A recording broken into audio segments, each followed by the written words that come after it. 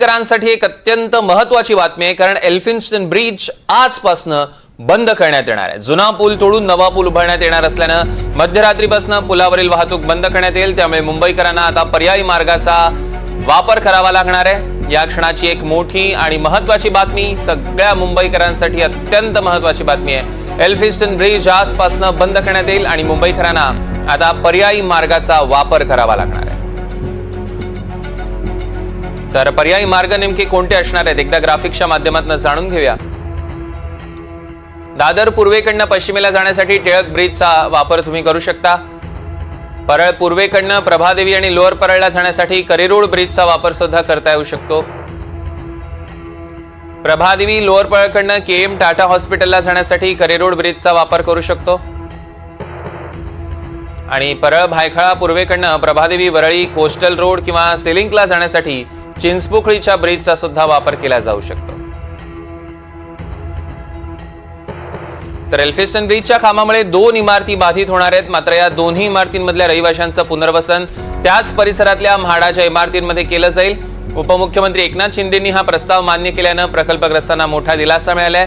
300 चौरस फुटांचं घर असलेल्या प्रकल्पग्रस्तांना 405 चौरस फुटाची सदनिका मिळणार आहे। त्या 300 चौरस फुटांपेक्षा जास्त एरिया असणाऱ्यांना 35% अतिरिक्त जागा मिळेल।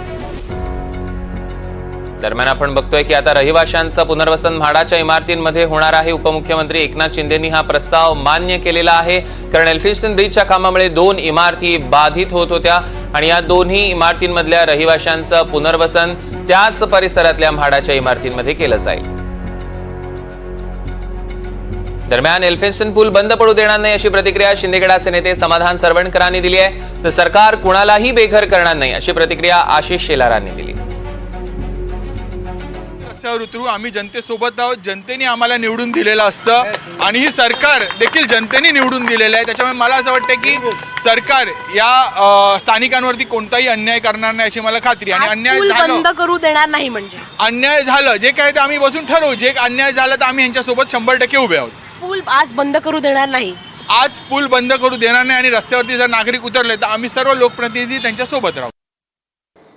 त्यामुळे नागरिकांच्या कुठल्याही अधिकाराला गदा अडचण न लावता किंबहुना ते संरक्षित करूनच हे विकासाचं काम होतं। आणि जे विकासाचं काम प्रस्तावित आहे तो पूल सुद्धा मुंबईकरांच्या दळणवळणाचा महत्त्वाचा भाग आहे।